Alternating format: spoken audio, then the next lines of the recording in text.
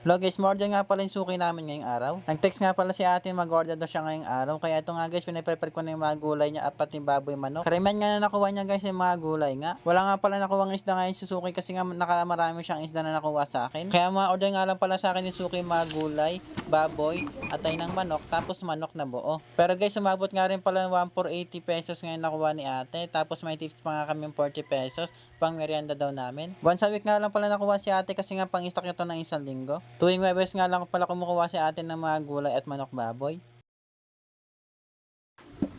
Please, can you explain?